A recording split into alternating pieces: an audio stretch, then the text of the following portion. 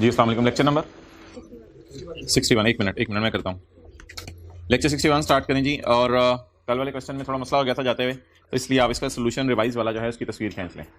Okay चलिए, income from business हमने 1320 कर दी थी रिवाइज करके कल जाते हुए। इसका रिवाइज सोल्यूशन ये है। अच्छा भाई, अब आपसे चंद बातें करनी थी लेसी के बारे में। 3 रूल याद रखें जब वो एसेट परचेज करता है। लेसी के बारे में 3 रूल याद रखें जब वो एसेट परचेज करता है। कल क्लास में काफी बातें हुई, लेकिन इन द एंड जो आपने पेपर पॉइंट ऑफ व्यू से बातें याद रखनी है वो सिर्फ 3। लेसी अगर लीज एसेट बाय कर ले तो रेजिडुअल वैल्यू जो पे करेगा वो उसकी होगी परचेज प्राइस। उस पर इनिशियल अलाउंस नहीं लगाएगा, और चाहे नया पाकिस्तान है चाहे पुराना पाकिस्तान है, खरीदने के साल में 50% फैक्टर नहीं लगेगा। यानी चाहे यकम जुलाई 20 के बाद खरीदा चाहे यकम जुलाई 20 से पहले खरीदा, खरीदने के साल में 50% फैक्टर नहीं लगेगा। बस बात खत्म होगी। 3 रूल बता दें जी लेसी के लिए। Residual value paid will be purchase price. Number 2, no initial allowance will be calculated, 100 rupees जो कल थे। एंड नंबर 3, 50% फैक्टर खरीदने के साल में नहीं लगेगा। ओके अच्छा, अगली बात मुझे ये बता दें, कल इस बंदे ने लीज के मैच्योर होने का वेट किया था। यस, 1200 का लेसर ने एसेट खरीदा था। वो देखें कोने पे, 1200 का लेसर ने एसेट खरीदा था। 270 किराया देते देते देते 5 साल तक 270 किराया दिया था, और 5वें साल के एंड पे लेसर ने लेसी को कहा था मुझे 1 लाख रुपए रेजिडुअल वैल्यू पे करो, मैं ये एसेट तुम्हें दे देता हूं। तो हमने कहा था अकाउंटिंग WDV और फेयर वैल्यू इग्नोर कर, ठीक है। और इग्नोर करने का तरीका ये होता है कि जैसे ही आप पेपर के अंदर सवाल पढ़े हो, तो पेपर में जैसे मिसाल के तौर पे ये आ रहा है, on the date of maturity the accounting BV, आपने करना है ये इग्नोर करने का तरीका होता है। And market value was and तो इस तरह आप इसको इग्नोर कर देंगे और आप कहेंगे हाँ ये तो इसको आपने कंसिडर करना है, और अकाउंटिंग WDV और फेयर वैल्यू को क्या करना है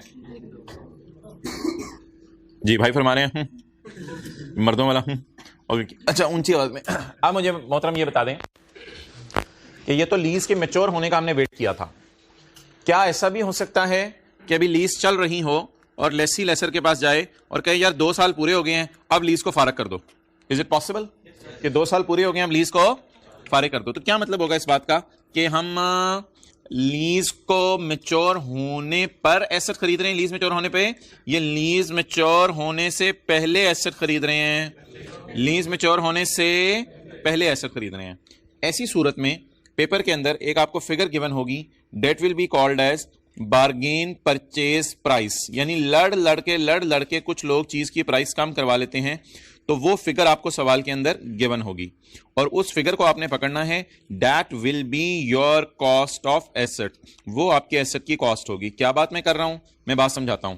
फर्ज करें लीज है 5 साल की, कल हमने 5 साल का वेट किया था, और 5 साल के एंड पे ये जो रेजिडुअल वैल्यू आई थी 100 रुपया, इसको हमने कह दिया था कॉस्ट, यानी जो प्राइस लेसी ने पे की थी।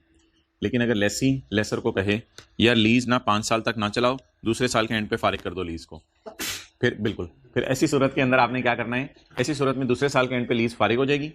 अब जो आप प्राइस पे करेंगे ना लेसर को, उसे रेजिडुअल वैल्यू नहीं कहते, उसे कहते हैं बार्गेन परचेज प्राइस। यानी बहस करके एक प्राइस एग्री की, बार्गेन परचेज प्राइस। तो that will be the cost of asset, फिर वो कॉस्ट ऑफ एसेट होगी। अब इसको देखिएगा, ये कल वाला कौन सा पेज था जी, 152। इस पेज के ऊपर अगर आप आते हैं तो आपको ये प्रोविजन लिखी हुई नजर आ रही है। इस प्रोविजन के अंदर ये लिखा हुआ है कि asset acquired under lease, lease वाला एसेट एक्वायर किया आपने, page number 150। Asset acquired under lease on और बिफोर मैच्योरिटी ऑफ लीज। आपने एसेट एक्वायर किया लीज वाला ऑन मैच्योरिटी ऑफ लीज और बिफोर मैच्योरिटी ऑफ लीज। अच्छा, ये दोनों ऑप्शंस अवेलेबल होती हैं, या आप on maturity of lease asset acquire कर लें या बिफोर। अगर आपने on maturity of lease asset acquire किया है तो फिर कॉस्ट होगी रेजिडुअल वैल्यू, और अगर आपने लीज मैच्योर होने से पहले एसेट एक्वायर कर लिया है तो फिर कॉस्ट होगी बार्गेन परचेज ऑप्शन। तो मोहतरम ये कुछ ऐसे बनेगा कि अगर आपने ऑन एक्वायर किया है तो रेजिडुअल वैल्यू, और अगर आपने बिफोर एक्वायर किया है तो बोलें bargain purchase price. That will be the cost of asset. अच्छा, ये कब होगा, जब लीज मैच्योर होने के ऊपर खरीदेंगे या लीज के दौरान खरीद लेंगे? अच्छा चलें जी, नीचे वाली एग्जांपल करते हैं। एक गाड़ी है उसकी कॉस्ट है जी 10 लाख रुपया, एक गाड़ी की कॉस्ट है 10 लाख रुपया और बार्गेन परचेज प्राइस उसकी आपको अवेलेबल है, बार्गेन परचेज प्राइस अवेलेबल है। अगर आप गाड़ी शुरू में ही खरीद लें तो कितनी है बार्गेन परचेज प्राइस? 10 लाख। अगर आप गाड़ी शुरू में ही खरीद लें तो बोलें कितनी है बार्गेन परचेज प्राइस? 10 लाख। और अगर आप जो है वो गाड़ी थोड़े अरसे बाद खरीदें, मिसाल के तौर पे अगर आप गाड़ी खरीदें आफ्टर पेमेंट, अच्छा before payment of 7th instalment, अगर आप 7वीं इंस्टॉलमेंट से पहले ही गाड़ी खरीद लें, प्लीज किताब की तरफ देखें अपनी, अगर आप 7th इंस्टॉलमेंट से पहले ही गाड़ी खरीद लें तो कितने की है? 10 लाख। अगर 7वीं इंस्टॉलमेंट के बाद और 11वीं इंस्टॉलमेंट से पहले आप गाड़ी खरीद लें तो कितने की मिल जाएगी? अगर 11वीं इंस्टॉलमेंट के बाद और 17वीं इंस्टॉलमेंट से पहले खरीदें तो कितने की मिल जाएगी? और अगर 17वीं इंस्टॉलमेंट के बाद और 22वीं इंस्टॉलमेंट से पहले खरीदें तो कितने की मिल जाएगी? और अगर आप वेट करें मैच्योर होने का लीज तो मैच्योर होने पे कितने में मिल जाएगी? 70,000। किराया साल में एक दफा पे करना है या हर महीने पे करना है? हर महीने पे करना है। कितना किराया पे करना है? 60,000। और किस्तें कितनी हैं?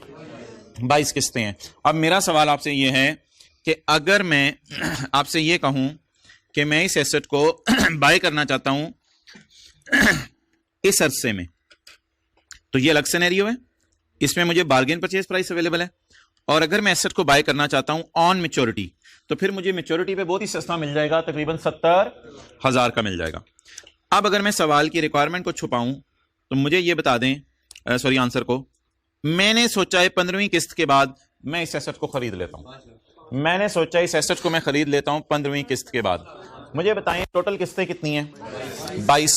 क्या मैंने लीज मैच्योर होने का वेट किया या मैंने दरमियान में खरीदना पसंद किया? बार्गेन परचेज प्राइस एग्रीमेंट में पहले ही लिखवा देते हैं आपके, अगर इस वक्त जो है वो मैं खरीदूंगा तो इतने का तुम मुझे बेच देना। तो आप बताएं मैंने लीज के दौरान खरीदा या 22वीं किस्त के बाद खरीदा? जब लीज के दौरान खरीदा तो इसका मतलब है 22वीं किस्त तो बड़ी दूर की बात, मैंने 15वीं किस्त पे ही खरीदना पसंद कर लिया। का मतलब मैं कितने पैसे पे करूंगा? 5 lakh. The cost of motor vehicle for the purpose of depreciation, depreciation लगाने के लिए कॉस्ट ऑफ मोटर व्हीकल बोले क्या होगी? 5 लाख। और ये कौन सी प्राइस होगी? Bargain purchase price. ओके चलें जी आगे।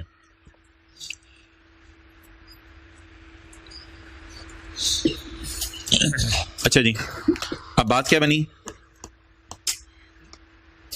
इधर देखें, अगर लीज है 3 साल की और आपने 100 रुपया किराया देना है और आपने इस दिन लीज कैंसिल करवा ली तो आपको क्या पे करनी पड़ेगी?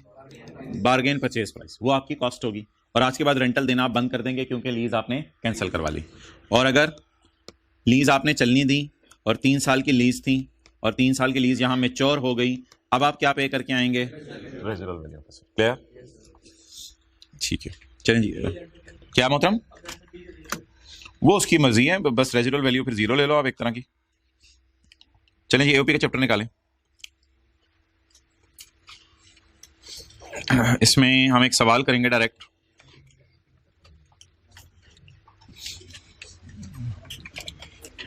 कौन सा चैप्टर है? 12। चैप्टर आपको पता है, मैंने देखा है सारे, अंदर पता हो ना, चैप्टर पता है ऐसे।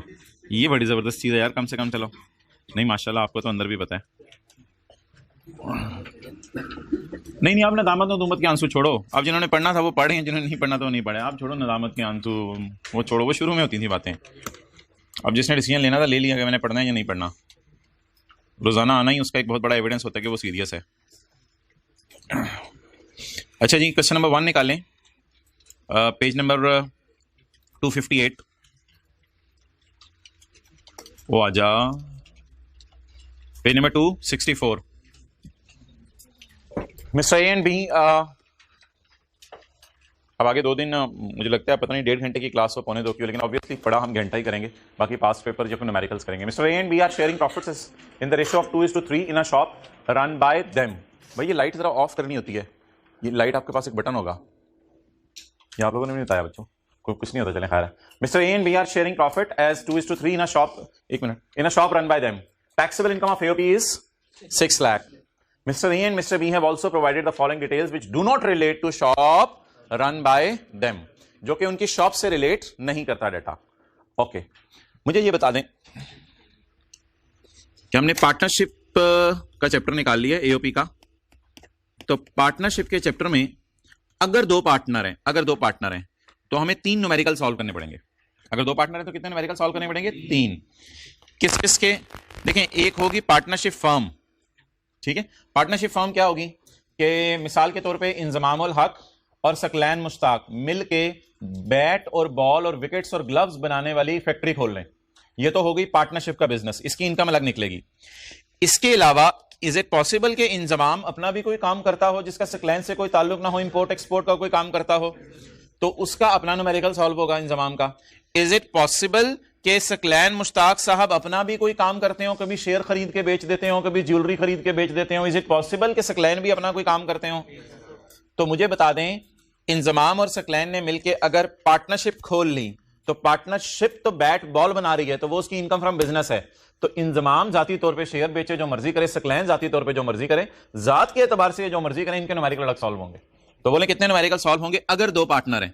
3। एक किसका? पार्टनर ए का। दूसरा किसका? पार्टनर बी का। No need to note it down. Mister A and B are sharing profits in a ratio of 2:3 in a shop run by them. Taxable income of AOP is, बस रुक जाएं, AOP की taxable income बोलें कितनी है? अब आप मुझे बता दें कि अगर एओपी की टैक्सेबल इनकम 6 लाख है तो क्या एक पर्सन का डाटा हमें दे नहीं दिया गया? यहां तक उस पर्सन का न्यूमेरिकल सॉल्व हो सकता है? सोच के बताइए, कैसे बोंगी जोंगी नहीं मारनी, सोच के बताइएगा। बिल्कुल। Mister A and B also provided the following detail which do not relate to shop run by them. ये तो इंजमाम और सकलैन का कोई जाती डाटा है। इन्होंने जो मिलकर फैक्ट्री खोली हुई है मिसाल के तौर पे, उससे कितना कमाया है? 6 लाख रुपए। डन। वैसे तो फैक्ट्री नहीं, कुछ शॉप लफ्स लिखा हुआ है, चलें जो भी है। तो अजय अबू बकर, एओपी पहला न्यूमेरिकल किसका सॉल्व करें? एओपी का। इनकम एंड टैक्स दे रहा हूं। एओपी का नाम क्या होगा? ए एंड बी, 2 पार्टनर है ना, तो शायद एओपी का इन्होंने नाम रखा हो A and B. A and B AOP, income and tax दे रहा हूं। और टैक्स ईयर 2000 नहीं बताया हुआ सवाल में? चलें खैर है, चलें जी, लेट्स स्टार्ट जी। बता दीजिए एओपी ने कितना कमाया? 6 लाख। नियत करके आए हैं आज जो है वो कैलकुलेटर वगैरह, पेंसिल, बॉल पॉइंट, नया चैप्टर कोई नहीं जी, बोले जी। इसकी टैक्सेबल इनकम ही 6 लाख है, और तो कोई डाटा दिया नहीं हुआ। टैक्सेबल इनकम बोले 6 लाख। अच्छा बताएं जी, पार्टनरशिप फर्म के ऊपर क्या लगता है? पार्टनरशिप फर्म पे चैप्टर 4 लगता है, उसका टेबल 1 लगता है। पहले इधर आ जाएं, 6 लाख पे टैक्स देख लेते हैं, फिर आगे चलते हैं।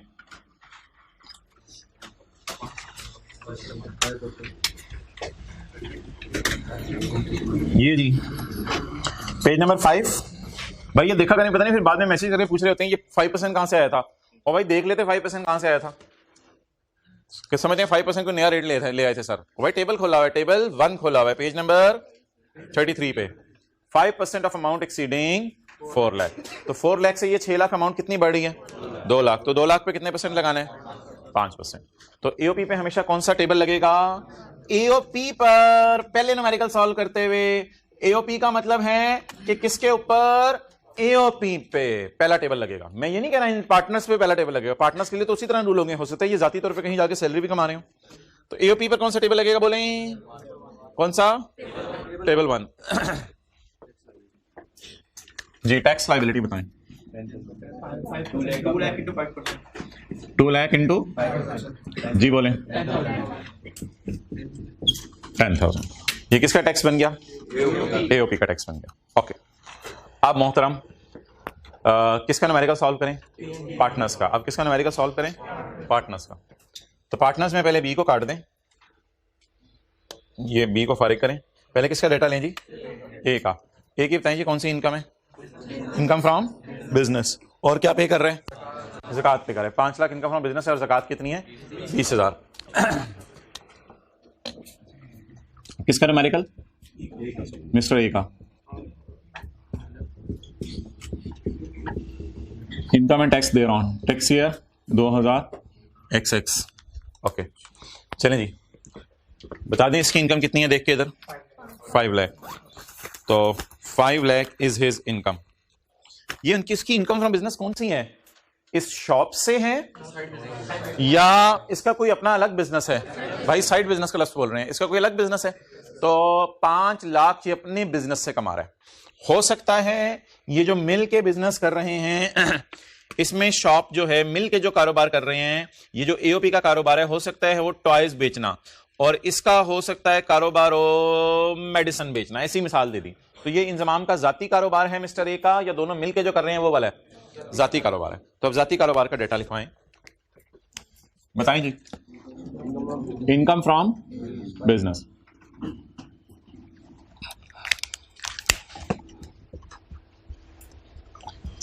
इनकम फ्रॉम बिजनेस जी बोलें 5 लाख। ओके अच्छा, इसकी टोटल इनकम कितनी आ गई?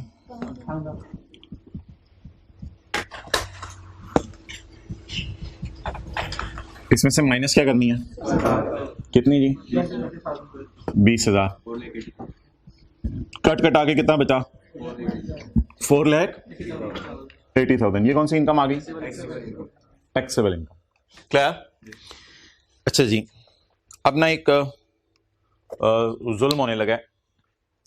वो ये होने लगा है कि एक हम वर्किंग करने लगे हैं, वर्किंग, और उस वर्किंग का मकसद ये होगा कि ये जो वर्किंग है ना, वर्किंग जो मैं करने लगा हूं, ये वर्किंग ना एओपी के न्यूमेरिकल में है, ना मिस्टर ए के न्यूमेरिकल में है, ना मिस्टर बी के न्यूमेरिकल में है। ये वर्किंग एओपी के न्यूमेरिकल के बाद जब मिस्टर ए और मिस्टर बी का न्यूमेरिकल शुरू करना है तो दरमियान में किया करेंगे। और दरमियान का मतलब ये नहीं कि यहां फिट करके फोल्डिंग सीट उठा के दरमियान में किया करेंगे, कहीं सफे पे साइड पे कर दिया करेंगे। इस वर्किंग का मकसद ये होगा कि पार्टनर्स को हमने पैसे तकसीम करने हैं, पार्टनर्स को पैसे तकसीम करने हैं। आप कहेंगे सर पार्टनर्स को पैसे तकसीम करने की जरूरत नहीं, इंजमाम को चाहिए या मिस्टर ए को चाहिए कि सिर्फ अपनी मेडिसिन वाली दुकान पे टैक्स दे, क्योंकि इंजमाम और सकलैन ने मिलकर जो टॉयज वाली दुकान खोली हुई है वो टैक्स तो देखें ऑलरेडी 10,000 हुकूमत को जा चुका है। लेकिन लॉ मेकर कहते हैं नहीं, मैं जुल्म करने लगा हूं। मैं क्या करने लगा हूं? मैं इंजमाम का न्यूमेरिकल सॉल्व करते हुए या मिस्टर ए का न्यूमेरिकल सॉल्व करते हुए इनसे पूछने लगा हूं तुमने एओपी से कितना कमाया।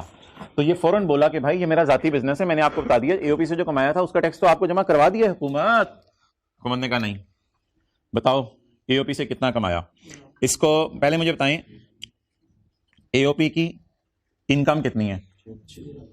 6 लाख। डिविजिबल इनकम इसे कहा करेंगे, यानी ये दोनों में क्या करनी है? डिवाइड करनी है, डिविजिबल इनकम। 6 लाख के 2 हिस्से कर दें, 6 लाख के 2 हिस्से कर दें। 6 लाख बिफोर, यानी टैक्स माइनस करके नहीं लिया करना आपने, ये 6 लाख आपने ये वाली फिगर लिया करनी है, 10,000 माइनस करके नहीं लिया करना।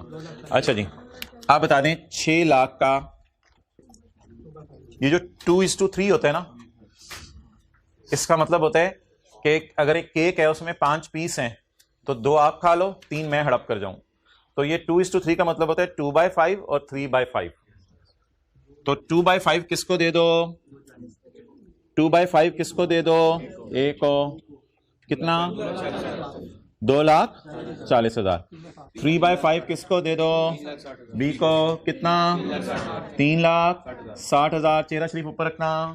ओके, शर्माना नहीं है, घबराना भी नहीं है। ओके ठीक है जी।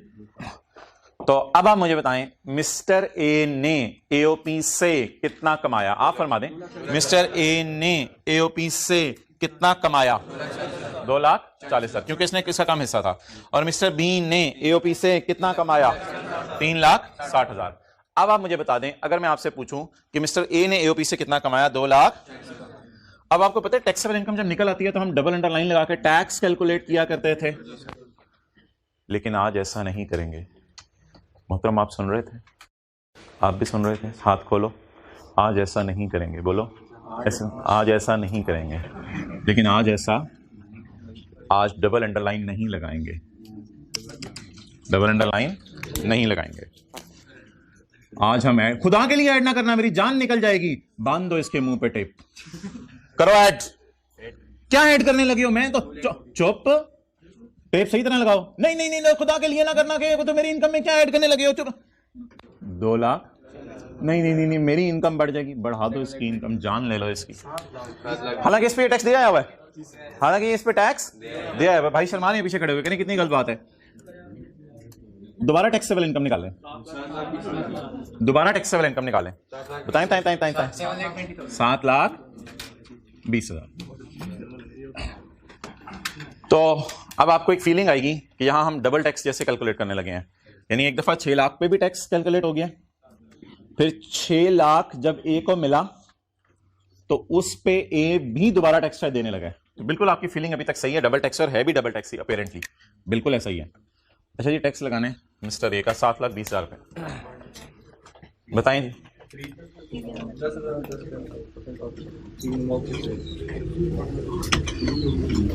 Serial number 3, table number 1, where taxable income exceed ₹6 lakh but does not exceed ₹12 lakh, तो ये वाला सीरियल लगेगा। चलें जी, टैक्स कैलकुलेट करवाएं।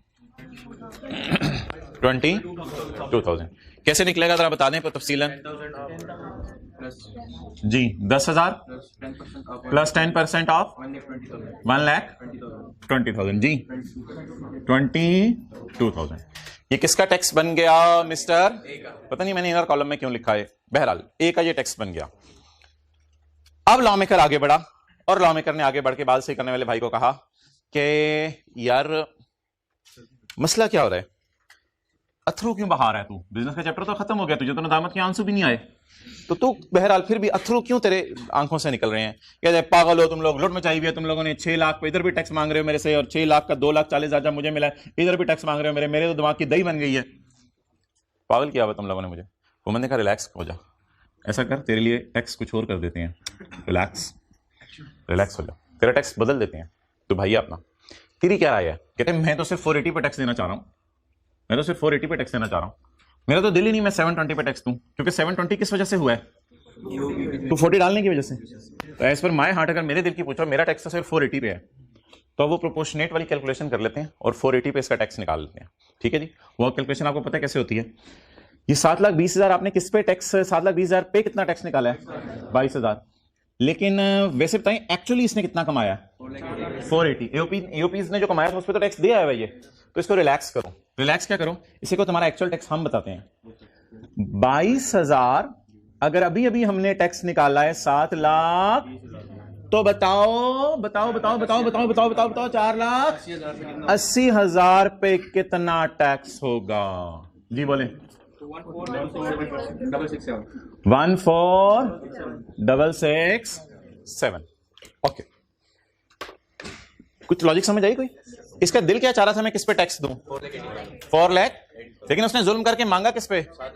720 पे। अच्छा, कुछ बच्चे पता है क्या पूछते हैं, सर फिर आपने इसको ऐड ही नहीं करना था, आपने बस डायरेक्ट ही 480 पे टैक्स लगा देना था।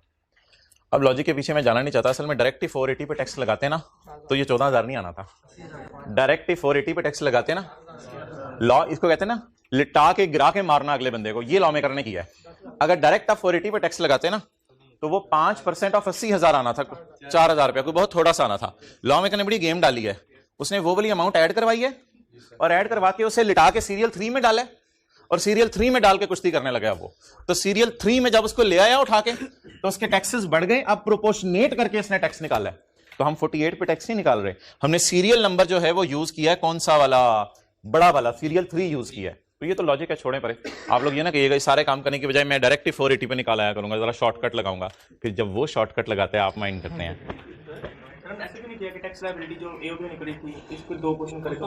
नहीं, 10,000 के बारे में भी राय थी, पुराना यही था भाई कि अपने क्लैरिफिकेशन दे दी हुई एफबीआर ने भी कि बिफोर टैक्स को करो, उसमें मुख्तलिफ राय लोगों की, बस 6 लाख को तकसीम किया करना हमने। चलें जी, नोट कर लें।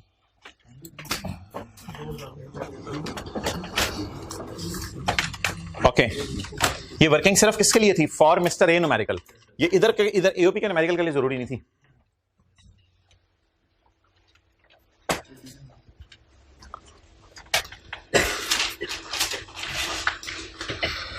भाईजान स्पीड से नहीं होगा काम, हरी अप।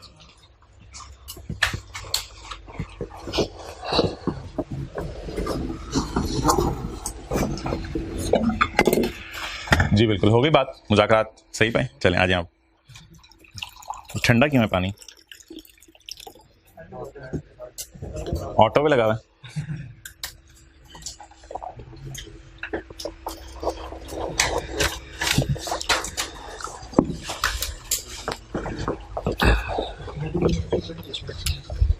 चलें जल्दी करें।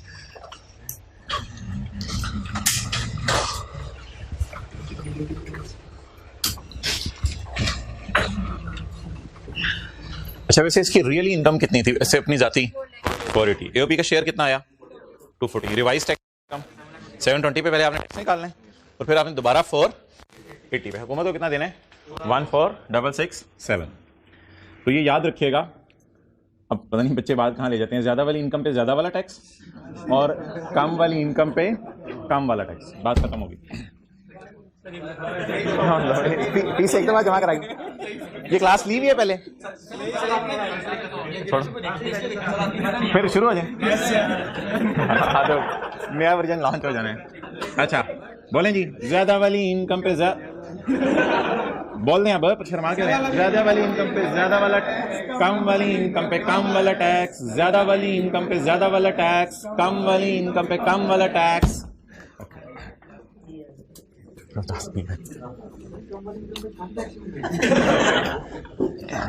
मिस्टर बी सॉल्व कर लें, मिस्टर बी सॉल्व कर लें, लेकिन 1-2 मिनट लगाइएगा।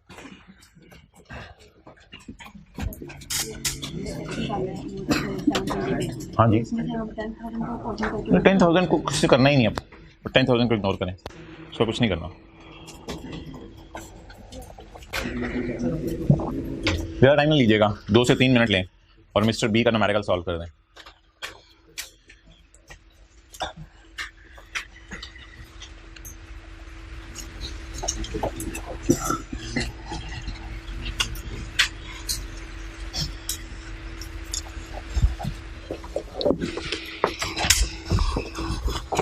हो गया।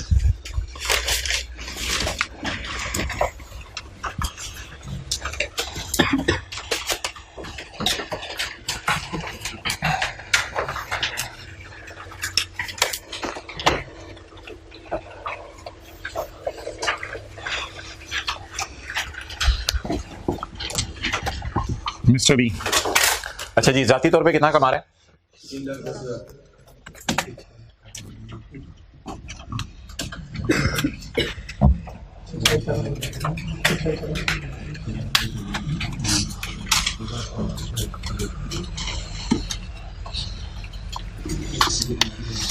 जाती तौर पे कौन सी इनकम कमा रहे हैं? Income from.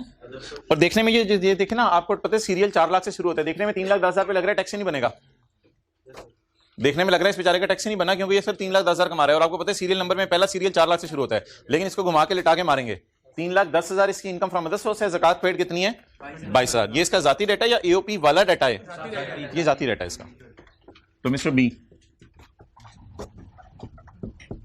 Income from other source बोलें तो 3,10,000। कोई बिजनेस कैपिटल गेन वगैरह? Total income 3 lakh. यहां क्या माइनस करेंगे? ज़कात, interest on house loan, educational expenses of children, deductible allowances less ज़कात। कितना? 22,000। टोटल इनकम में से ज़कात माइनस करें तो क्या आ गई? Taxable income. ये कौन सी इनकम है? ये कम वाली इनकम आई है, अभी कम वाली इनकम आई है 2,88,000। कम वाली इनकम को ज्यादा वाली इनकम कैसे करें? इसका शेयर ऐड करें। इसका शेयर कितना है?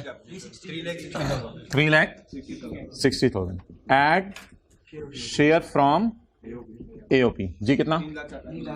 3,60,000। अब बता दें जी टैक्सेबल इनकम दोबारा 6,48,000। ज्यादा वाली इनकम आ गई। इसको डबल अंडरलाइन लगा के क्लोज कर दें। ये कम वाली इनकम थी और ये हिस्सा डाल के ज्यादा वाली इनकम आ गई। अब ज्यादा वाली इनकम पे कौन सा टैक्स निकलेगा? ज्यादा वाला। तो पहले ज्यादा वाला टैक्स निकाल लें, फिर उसको कम भी कर देंगे। तो 3,648 पे जाकर टेबल में देखें, सीरियल नंबर कौन सा है? 3। 10,000 जमा। अच्छा जी, टैक्स कितना आया इसका? 10,000 प्लस 10% ऑफ 48,000। हाँ, अंदर लाएं, इनर कॉलम में, इनर कॉलम में। ठीक है, कोई स्टूडेंट होता साथ वाला तो आप उस टीचर से तो नहीं पूछ सकते, लेकिन स्टूडेंट होता साथ वाला तो आप उससे पूछते तेरा हाथ यहां तक गया कैसे, तेरी हिम्मत कैसे हुई यहां हाथ रखने की, इधर लेके आए जी। बोलें 14800। ये क्या आ गया? ज्यादा वाली इनकम पे ज्यादा वाला टैक्स। ओके, अब जी एक्चुअल टैक्सेस का निकालें। ये ज्यादा वाला टैक्स है, इसको डिवाइड किससे करेंगे? ज्यादा वाली इनकम से। लेकिन हमने कौन सी वाली इनकम पे टैक्स लेना है? कम वाली पे। जी कम वाली बताएं कितनी है? 280। इसको आप आउटर कॉलम में फेंकें। भाई मोबाइल पे लगे हुए सुबह सुबह, आप लोग इधर आउटर कॉलम में फेंक दें। 657। असल में टीचर को ना पता नहीं चलता, मोबाइल नहीं नजर आता, लेकिन टीचर को ये पता चलता है किताब इधर है, एक सुई से बच्चा इधर है।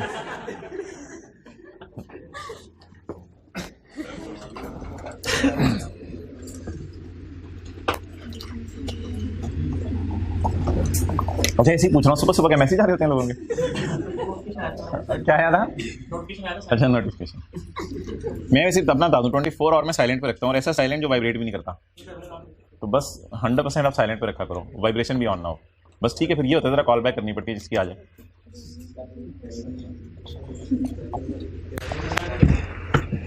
ओके चलो ले आओ, और इस तरह उल्टा रख के साथ वाले कमरे में पढ़ा कर पाऊँ भाई। ओके ठीक है, हॉस्टल वाले कह रहे हैं साथ वाले कमरे से, हमें पता है आगे कहाँ जाने हैं। चला जाए एक दफा, आपका भला हो जाएगा, दुनिया का भी आखिरत का भी। ओके चलें जी, अब आप हजरात मुझे ये बता दें कि न्यूमेरिकल, ये पहले सफ़े में है चैप्टर के। इस चैप्टर में थ्योरी श्यूरी कोई नहीं है, आप ज़रा घरों में जाएं 2 दिन, इंशाल्लाह पीछे से न्यूमेरिकल करेंगे। तो इस चैप्टर में थ्योरी श्यूरी कोई नहीं है, लेकिन साथ चैप्टर 3 का तड़का शड़का लगा देंगे ना, ताकि थ्योरी भी चलती रहे। AOP, principles of taxation of AOP. Principles of taxation of AOP. मोहतरम, principles of taxation of AOP देखना है इधर। अभी सिर्फ इतनी सी बात कर रहा है वो, इसमें थोड़ी सी इसकी बात भी करेगा, अभी इतनी सी बात कर रहा है। ये वर्किंग याद रखिएगा, एक ब्रिज है, जिस ब्रिज को पार करके मिस्टर ए और बी का न्यूमेरिकल सॉल्व हुआ करेगा। An AOP shall be liable to pay tax separately from the members। पहली बात समझ आ गई? An AOP shall be liable to pay tax separately from members। पहली बात यह है। दूसरी बात, and where the AOP has paid the tax, और जहां AOP टैक्स पे कर दे 10,000, and where the AOP has paid tax, the amount received by member out of income of AOP shall be exempt। Where the AOP has paid tax, so the amount received by member from share of AOP shall be exempt। shall be। लेकिन मोहतरम ये exemption जो है ना, अजीब exemption है, ये agriculture income की तरह नहीं है, ये जान लेके मारती है। ये एग्जेम्पशन इनकम एग्जेम्प्ट उस तरह की नहीं है जिस तरह की हमारी अंडरस्टैंडिंग बनी हुई है एग्जेम्प्ट की। हमारी अंडरस्टैंडिंग पता है कि एग्जेम्प्ट की, एग्जेम्प्ट इनकम होती है हम आगे डैश लिख देते हैं, या हम जो है वो ऐसे करते हैं, 0 लिख देते हैं। ये वो वाली एग्जेम्प्ट इनकम नहीं है, ये अजीब सी एग्जेम्प्ट इनकम है जो जान लेके मारती है। तो कह रहे हैं ये एग्जेम्प्ट है, इस पे आपने टैक्स, इसीलिए हमने 480 पे टैक्स निकाला है। इसने तो कम वाली को ज्यादा वाली किया था, इसने तो कम वाली को ज्यादा वाली करने में हेल्प किया था। ये इनकम माफ है, इस पे टैक्स नहीं देना। तो इन द एंड देखें जो मैंने एक्चुअल टैक्स निकाला है वो किस पे है? 720 पे है या 480 पे है? 480 पे है। अब ये बात इसने सिर्फ लिखी हुई है यहाँ पे, लेकिन ये एग्जाम्पशन उस तरह की नहीं है जिस तरह की हम समझ रहे थे। वो तो एग्जाम्पशन ये होती है कि जैसे कोई पेंशन है हम डैश लिख देते थे, उस तरह की नहीं है। An AOP shall be liable to pay tax separately. पहली तो बात है एओपी अलग टैक्स देगी मेंबर से। And where the AOP has paid tax, और अगर एओपी टैक्स दे दे, the amount received by partner out of income of AOP, तो जो पार्टनर को पैसे मिले किससे? एओपी से, या इनकम मिली जो एओपी से, shall be exempt from tax. ये टैक्स से एग्जेम्प्ट होगी। ये 2 लाइनें छोड़ें। ए ओवर बी इंटू सी, बोले बोले बोले, ए ओवर बी इंटू सी लिख लें। ए ओवर बी इंटू सी। अब ये फॉर्मूला देने लगा है वो हमें।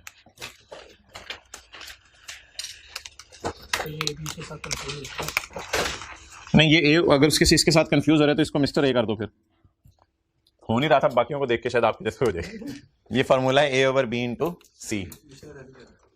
ओके चलें जी। अच्छा अब दिखने में तो चीज़ें आसान हैं, लेकिन उसने जो अंग्रेजी ठोकी है ना वो हाई लेवल की है। दिखने में चीज़ें क्या हैं? ये ज़्यादा वाला टैक्स है, ये ज़्यादा वाली इनकम है, ये कम वाली इनकम है। बस होना ये चाहिए था मोर वाला टैक्स, मोर वाली इनकम, लेस वाली इनकम, होना ये चाहिए था। लेकिन उसने ए बी सी के अंदर ऐसी ऐसी अंग्रेजियां मारी हैं कि आप इसका लेवल देखिएगा। Section 88 if for a tax year, अगर किसी साल एन इंडिविजुअल, कौन था यहां मिस्टर ए और मिस्टर बी भी था, बहरहाल मिस्टर ए की बात कर रहा हूं मैं। If for a tax year mister A has taxable income, mister A has taxable income, मोहतरम ये इसकी अपनी जाति की बात हो रही है, mister A has taxable income. If for a tax year mister individual, कौन मैं ले रहा हूं, मिस्टर ए, इसकी टैक्सेबल इनकम कितनी है 480 and derives share from AOP, and derives share from AOP. Where for a tax year, A has taxable income and derives share from AOP. ये कितना है 2,40,000. The amount of tax on taxable income shall be calculated as, यार कितनी दफा लिखेंगे individual, अब बस होगी आपकी, कटें इसमें। The amount of tax on the taxable income shall be computed as follows. तो टैक्स टैक्सेबल इनकम पे कैसे निकलेगा, A over B into C. A is the amount of tax, आसान कर लें यार इसको, A is the amount of tax of individual, A is the amount of tax of individual. if को आसान नहीं करना लेकिन if का मतलब बताएं, assume, if assume A is the amount of tax of individual, assume amount derived from AOP as share is, हाँ chargeable to tax की जगह आप लोग टैक्सेबल लिख सकते हैं पेपर में, कोई इतना हरज नहीं है इसमें। A is the amount of tax of individual, assume amount derived from AOP as a share is taxable. A वो टैक्स है, थोड़ी देर के लिए ज्यूम कर लो ये इनकम टैक्सेबल है। अगर मैं थोड़ी देर के लिए ज्यूम कर लो ये इनकम टैक्सेबल है तो ये तो डलेगी इसमें, जब डलेगी तो जो टैक्स निकलेगा क्या उसमें इस 240 का इंपैक्ट शामिल है, फिलहाल तो शामिल है क्योंकि ये ज्यादा वाली इनकम पे ज्यादा वाला टैक्स है। तो कहते हैं ए क्या है, ए इज द, इधर देखते हैं, A is the tax of the individual, assume exempt income is taxable. हमने कहा ये क्या असम्पशन ले रहे हो, कहते हैं बस लो एज्यूम कर लो फिलहाल एग्जेम्प्ट इनकम इज टैक्सेबल, ये ए आ गया। अब बी क्या होगा, इधर देखते हैं, B is the taxable income of individual, assume exempt income is taxable, तो ये वाला आ गया। And C is the actual taxable income of the person. C is the, थोड़ी सी इंग्लिश जरा है, थोड़ी सी अजीब सी है, लेकिन इसको जरा दोबारा से देख लें, पहले बी देख लें, चलें बी। मुझे ये बता दें टैक्सेबल इनकम्स आपको कितनी नजर आ रही हैं, दो, एक कम वाली और एक ज्यादा वाली, दो टैक्सेबल इनकम्स आपको नजर आ रही हैं, एक कम वाली इनकम नजर आ रही है और एक ज्यादा वाली। अब इनमें से कौन सी वाली टैक्सेबल इनकम डिनोमिनेटर में यूज करनी है और कौन सी वाली न्यूमरेटर में यूज करनी है, ये बहस हम शुरू करते हैं लॉ को पढ़ के। बी नीचे यूज कर लें डिनोमिनेटर में, B is the taxable income of individual, assume कर लो amount derived from AOP is chargeable, assume कर लो amount derived from AOP is chargeable. अगर मैं थोड़ी देर के लिए एज्यूम कर लूं ये अमाउंट चार्जेबल है तो फिर बता दें ये क्या बन जाएगा, 7,20,000। Now it is my B and what is C, C is the individual's actual tax, actual के आगे तो लिख लें कम वाली, कम वाली, सी से मुराद कम वाली इनकम, क्या हाँ इसे टैक्स पे जाहिर बात इफेक्ट पड़ गया। ये अजीब सी एग्जाम्पशन है, ऊपर लिखा होता है एग्जाम्प्ट है, नीचे लिखा होता है एज्यूम कर लो टैक्सेबल है। अब इसको ना जरा अंग्रेजी के फिक्र को याद करना है, ये ए और बी ना बच्चों को भूल जाते हैं और ये अंग्रेजी जब पढ़ते हैं ना तो घर जाके ऐसे परेशान होते हैं। तो ए और बी की अंग्रेजी समझ लें, सी की तो आसान है, सी की अंग्रेजी क्या है, एक्चुअल टैक्सेबल इनकम। अच्छा, A is the amount of B समझे पहले, B is the taxable income of individual, assume amount derived from AOP as a share is taxable, amount derived from share from AOP is, तो B is the taxable income if I assume amount derived from AOP as share is taxable. So B is the income if I assume, कुछ बोल देना आपको भी याद हो जाए इधर, B is the taxable income of a person, assume amount derived from AOP is taxable या chargeable to tax, and A is tax on this income, इसलिए A की भी वही अंग्रेजी होगी, A is the tax payable by individual, assume amount derived from AOP is chargeable to tax.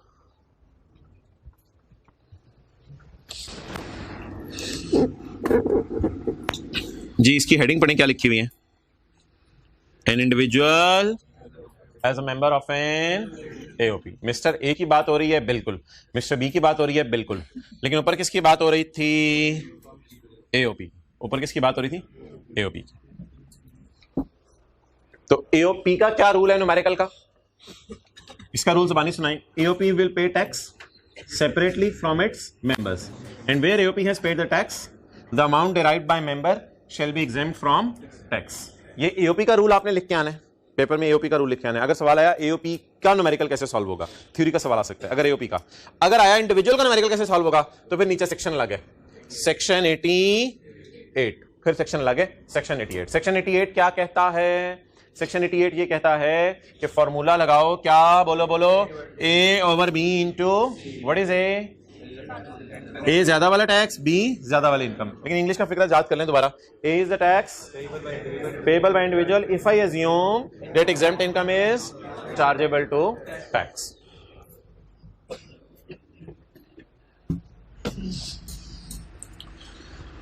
Okay, उस सवाल में आए वापस, इसी सवाल में ए और बी वाले में। किस पेज पे है? 264। यहां एक फिक्रा डालें, assume mister B paid charity of 12,000 to non profit organisation. Assume Mr. B paid charity of 12,000 to non-profit organization. अच्छा, अब हमने इसका क्या निकालना है? Tax credit. तो टैक्स क्रेडिट इसका निकाल लेते हैं। कौन सा वाला टैक्स क्रेडिट निकालना है? सेक्शन 61 वाला, सेक्शन 61 वाला टैक्स क्रेडिट निकालना है। मैंने इसलिए मिस्टर बी के लिए अज्यूम किया कि मिस्टर बी के लिए आगे आपके रजिस्टर पे जगह भी मौजूद होगी। Less tax credit under section 61। ठीक है जी, मैंने सवाल को बढ़ा दिया है और टैक्स क्रेडिट का कॉन्सेप्ट भी हम समझने लगे हैं। टैक्स क्रेडिट का फॉर्मूला क्या है बोलें?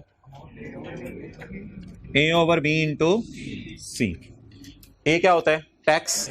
बी, ओ यार नहीं कोई नई बात नहीं करनी, पुरानी बातें पहले मुझे बता दें। ए क्या होता है? टैक्स। बी क्या होता है? Taxable income. और सी क्या होता है? Lower of. अच्छा, अब ना अगेन एक फटा पड़ जाएगा इधर। टैक्स क्रेडिट्स मैं क्यों रिवाइज करा रहा हूँ? हालांकि सादा से होते हैं टैक्स क्रेडिट, तो क्यों रिवाइज करा रहा हूँ? असल में ना अब फटा वही है। क्या फटा है? टैक्स दो हैं, ज्यादा वाला टैक्स और कम वाला टैक्स। अब वो जो एक दफा नगमा चला था ना, वो कोई बच्चों को याद कराना मकसूद नहीं था। मकसद ये था कि जो टैक्स क्रेडिट्स में बच्चे फंस जाते थे, कौन सा वाला ले रहे हैं, इस वजह से उनको मेंटली प्रिपेयर किया जा रहा था कि ज्यादा वाला और कम वाले का उनको फर्क समझ आ जाए। तो ज्यादा और कम वाला लगे ना रहा करें, इसका ऑब्जेक्टिव ये है जो आप बताने लगा हूं। इसका ऑब्जेक्टिव ये है कि जब मैं टैक्स क्रेडिट निकालूंगा ना, तो आपने दोनों चीजें ज्यादा वाली लेनी है, ए और बी ज्यादा वाला लेना है। बस ये अभी लॉ में भी लिखा हुआ है, मैं इंशाल्लाह आपको पढ़ा भी दूंगा। अब लोगों की मुख्तलिफ राय थी, तो लॉ में करने का राय अपनी आपको देने की जरूरत नहीं है, मैं जो लॉ बना रहा हूं उस पर चलो। अब बता दें जी, ए कितने अवेलेबल है? अकल आपकी कह रही होगी कम वाला ले लें, क्योंकि हुकूमत को तो यही जमा कराना है, बस उसकी मर्जी, लॉ में करके उस पर चलें। तो मोहतरम बता दें, सेक्शन 61 तो नई कहानी शुरू हो गई। ये तो अभी मैं एक्सपेक्ट भी नहीं कर रहा था आप ये बात शुरू हो जाएगी, लेकिन मैंने नई कहानी शुरू कर दी। तो टैक्स क्रेडिट निकाल दें सादा तरीके से। ए बोले ज्यादा वाला टैक्स लेना, ज्यादा वाला टैक्स कितना? तो ज्यादा वाली इनकम बताएं। 6,48,000 and C is lower of. आपको याद है इसमें था एक्चुअल डोनेशन होती थी, और मुझे जो याद पड़ा शायद 30% ऑफ टैक्सेबल इनकम। ठीक है जी, 30% of taxable income. Actual donation किसी को पता हो कितनी है? मैंने भी सवाल में डलवाई है। Assume Mr. B paid charitable donation of 12,000। तो एक्चुअल डोनेशन बताएं जी 12,000। 30% किसका लेने हैं? टैक्सेबल इनकम का। अब थोड़ा सा मुतवज्जे रहें, अब थोड़ा सा मुतवज्जे रहें।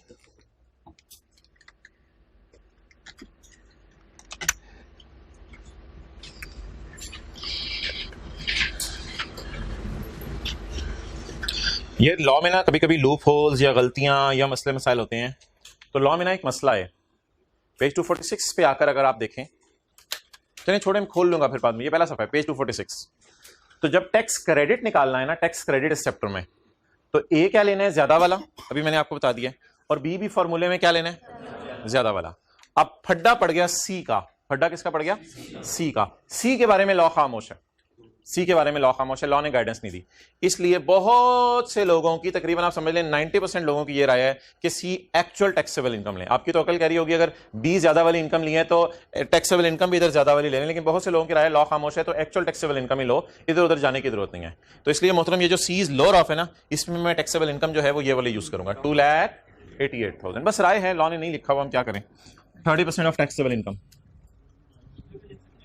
नहीं नहीं बेटा, आप इसी को लिखो जो नॉर्म चल रही है मार्केट में, 30% ऑफ 2,88,000। हाँ, ए और बी में बस ध्यान रखना, यहां गलती नहीं करनी, यहां मार्क्स कटेंगे वरना। जी 86400 बता दीजिए दोनों में से लोअर कौन सा है? 12,000 लोअर है। जवाब क्या आ गया? ए ओवर बी इंटू सी, 2,70,000 नहीं, इतना ज्यादा नहीं, सिर्फ 274। चलिए जी, सवाल खत्म हुआ। 6304 टैक्स माफ करना ना आपने से, तो बच्चा कुछ टैक्स हुकूमत को देगा कितना? 6304। तो टैक्स क्रेडिट कितना निकला जी इतनी मेहनत के बाद? 274। इधर ही रखो।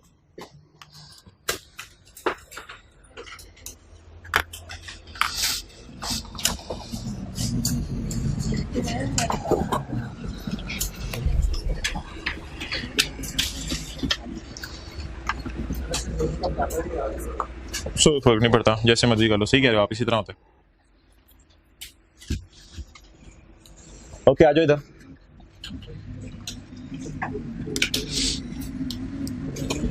अच्छा जी, हमारा अभी इस सफ़े पे 59A रह गया ना, अभी 59A भी रह गया, और ये 2 लाइनें भी हैं इंशाल्लाह, ये भी कल कर लेंगे। पढ़ें जी सेक्शन 65। ये सेक्शन 65 एकदम चलते चलते कहाँ आ गया? आपको याद है सेक्शन 61, 62, 63, 64, ये टैक्स क्रेडिट्स के चैप्टर से टूट के आया है इधर से। लेकिन टैक्स क्रेडिट्स के चैप्टर में ये इसलिए नहीं पढ़ाया था कि ये वाला फड्डा नहीं था वहां पे, ये एओपी के साथ मिक्स करके है। Where a person entitled to tax credit is a member of an AOP. Where a person entitled to tax credit is a partner of AOP. जहां एक बंदा एओपी का पार्टनर है, द फॉलोइंग शैल अप्लाई। और यार शुक्र है कि ए और बी ना वो ऊपर वाला ही है जो हमने याद कर लिया है, ज्यादा वाला। ए और बी हमें याद नहीं करने की जरूरत, ए और बी वही जो ऊपर याद किया ना, ये वही वाला है। सही है, अंग्रेजी भी देख लें, वही है। Component A of the formula in section 61 to 63, section 64 होता था लॉ में, अब डिलीट हो गया है। सेक्शन 61 था ना चैरिटी वाला, 62 था वो इन्वेस्टमेंट इन शेयर्स वाला, और 63 अप्रूव्ड पेंशन फंड वाला। तो component a shall be the tax payable by individual if exempt income were, तो यही वाली अंग्रेजी है। अगर आपको वो उस तरह आपने बदलना है तो उस तरह बदल सकते हैं, यानी टैक्स पेएबल बाय को मैंने करवा दिया था टैक्स ऑफ इंडिविजुअल, और आगे वही इफ का क्या मतलब? एज्यूम। और बी भी वही वाला यार जो ऊपर याद किया हुआ है, बी शैल बी बोले taxable income for the year if exempt income were chargeable. तो ये मैं आपको छोटी सी बात अभी कही थी कि सी के बारे में लॉ खामोश है, तो इसको मैंने कम वाली इनकम पे लिया, ये मैंने कही थी। अगर आपने लिखनी है तो लिख लें, सी न्यूमेरिकल भी किया हुआ है, वो भी काफी है, वैसे लिखने की जरूरत। सी के बारे में लॉ साइलेंट है, इसलिए यहां कम वाली इनकम लेनी है जब लोअर ऑफ निकाल रहे होंगे। सी के बारे में लॉ साइलेंट है, तो यहां कम वाली इनकम लेनी है। ए और बी में ज्यादा वाली नहीं, हायर हुआ नहीं, ज्यादा वाली। हायर का मतलब होता है 2 में से कंपेयर करनी है, बस ज्यादा वाली।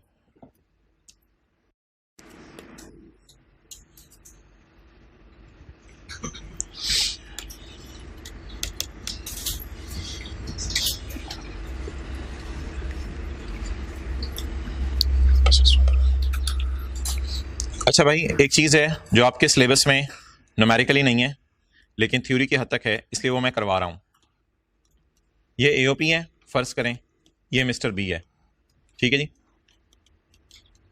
फर्ज करें एओपी की इनकम है 10 और उसके ऊपर एओपी का टैक्स है 5, एओपी का टैक्स हो गया। मिस्टर बी का अपना जाती टैक्स है मिसाल के तौर पे 3, ठीक है। बिल फर्ज टैक्स क्रेडिट इसका आया अंडर सेक्शन 61 या कोई भी टैक्स क्रेडिट, वो आया 3.2।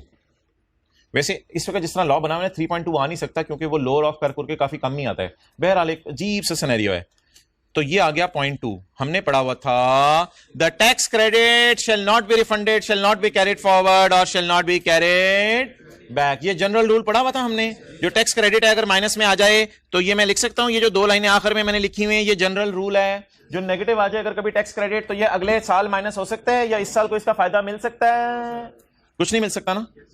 लेकिन एक बेनिफिट अवेलेबल है, वो बेनिफिट सुन लें, वो जनरल रूल की ना एक्सेप्शन है। जनरल रूल क्या है जी? ये 2 लाइनें हैं जनरल रूल, और ये जो 4 और 5 है, ये जो 4 5 में पहली लाइन है, ये जो पहली 3 लाइनें हैं, ये इसकी क्या है बोलें? एक्सेप्शन है। क्लियर? एक्सेप्शन सुन लें। ये पॉइंट 2 आप नेगेटिव में लिखें और नेगेटिव में लिख के ये आप एओपी को ऑफर कर दें, पार्टनर जितना टैक्स क्रेडिट डिस्काउंट नहीं ले सका वो डिस्काउंट उसकी फर्म ले ले। बहुत बड़ा बेनिफिट है। वो फर्म कौन ले ले? वो डिस्काउंट कौन ले ले? उसकी। अब उसकी फर्म कितना टैक्स देगी? बहुत अरसे बाद कभी लॉ मेकर भी ऐसे बेनिफिट निकालते हैं, आमतौर पे ऐसे बेनिफिट बड़े कम है। जनरल रूल बता दें वैसे क्या पढ़ा है आप लोगों ने टैक्स क्रेडिट्स के सेक्शन में? अगर कभी भी टैक्स क्रेडिट ज्यादा आ जाए टैक्स से, न्यूमेरिकली नहीं आना ये पेपर में, अगर कभी भी थ्योरी में लिखा हुआ ना समझाना पड़ा है, तो अगर कभी भी टैक्स क्रेडिट ज्यादा आ जाए टैक्स से तो बाकी अमाउंट रिफंड, लेकिन एक्सेप्शन बता दें अगर एओपी के पार्टनर को, अच्छा वाइस वर्सा नहीं है कि एओपी को नेगेटिव आए तो वो इधर लाके माइनस कर रही हो, अगर पार्टनर को नेगेटिव आ जाए तो वो क्या कहेगा? यार तू माइनस कर ले, मेरे से नहीं हो सका। तो एरो के डायरेक्शन देख रहे हैं, कौन किसको अपना डिस्काउंट दे रहे हैं? डिस्काउंट किसको मिल रहा था? कौन नहीं बर्दाश्त कर सका? कुछ चीज नाजिल हो रही हो बर्दाश्त नहीं कर, कौन नहीं बर्दाश्त कर सका डिस्काउंट, किसको दे दे? एओपी को दे दे। Where the person is a member of any excess credit कितना बोले?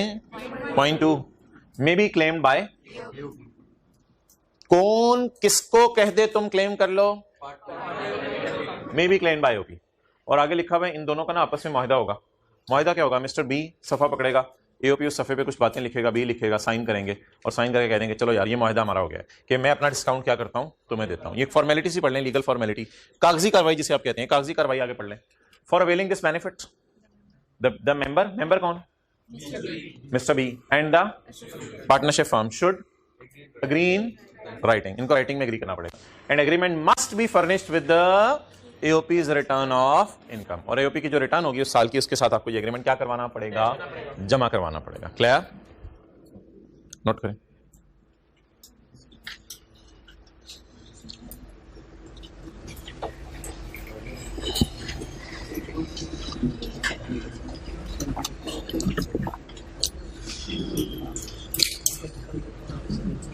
जनरल रूल क्या है? कहीं नीचे पढ़ के परेशान ना हो जाएगा। नीचे वाले के साथ रखे जनरल रूल आपने, ये जनरल रूल है। ऊपर क्या है इसकी? एक्सेप्शन है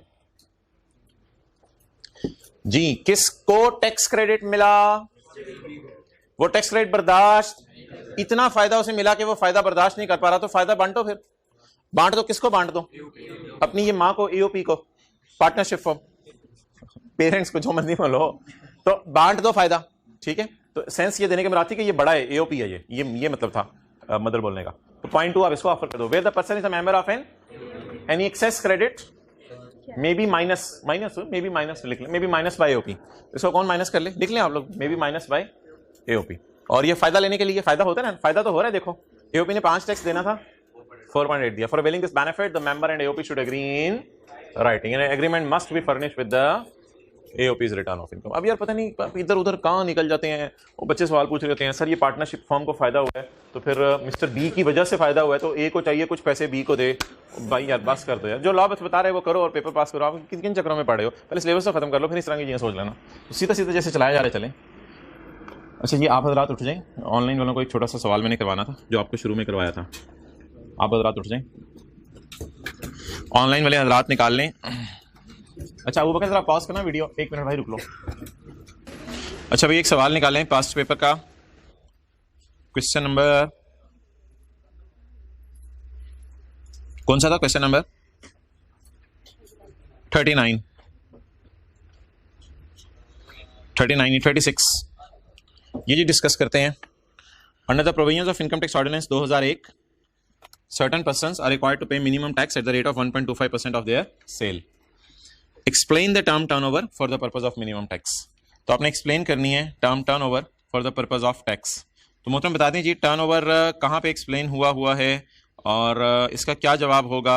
जी बिल्कुल, टर्नओवर की डेफिनेशन पूछ रहे हैं वो, और टर्नओवर की डेफिनेशन आपको अवेलेबल है सेक्शन 113 के अंदर, तो इसके जवाब में लिखे आएंगे सेक्शन 113 का 3, सेक्शन 113 का 3।